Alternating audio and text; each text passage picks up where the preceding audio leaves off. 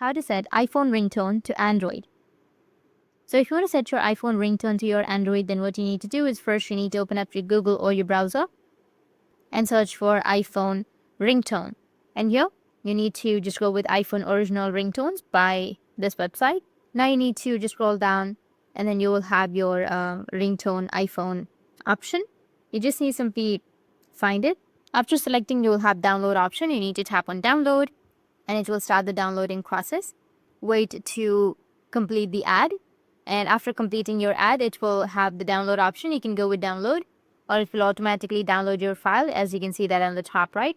Once you've downloaded, now you can go back and then open up your settings. On your settings, you need to search for ringtone and tap on it. Once you tap on your ringtone, I need to go with ringtone again and go with choose local ringtone. Go with your file manager. Go with the iPhone original ringtone that we've just downloaded. Go with OK. Tap on apply as a ringtone and it has been applied successfully. That's it. And if you have any questions, feel free to comment below. Thanks for watching.